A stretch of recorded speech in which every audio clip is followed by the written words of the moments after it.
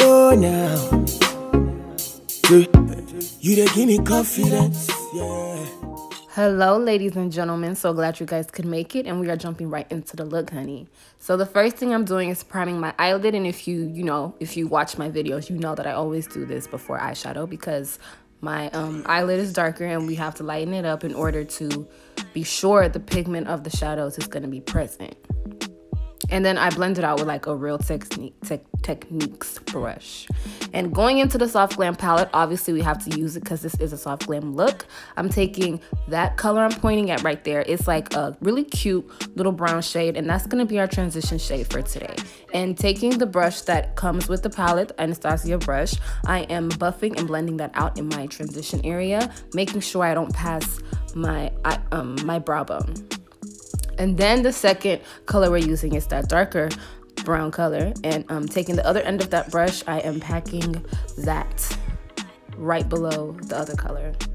I don't know if it's just me, but soft glam looks are, well, I know it's not just me. Soft glam looks are very, very difficult to do. This was like my second time filming this because I didn't get it right the first time.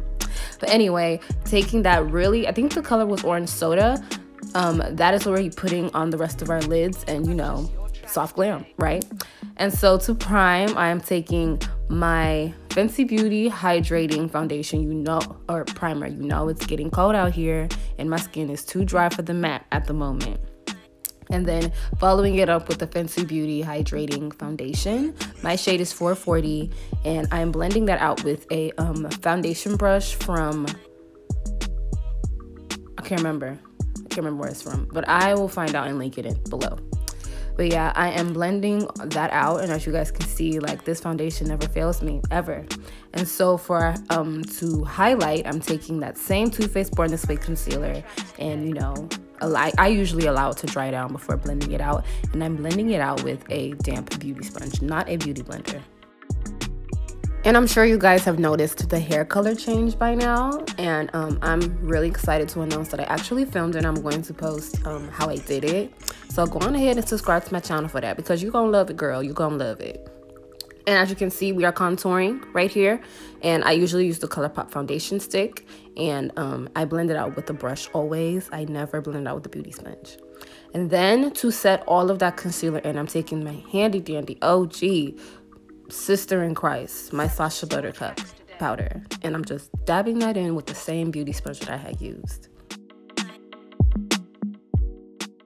Now, to add a little bit of softness to the look, I decided to use a white liner instead of the black. You know, I always go black. I feel like that would be a little too harsh. And then after, I went in with some mascara on my top and bottom lashes to prep my lashes for the falsies. And these falsies are from like IMV by Kiss, but I can't really remember the style because they always only use numbers.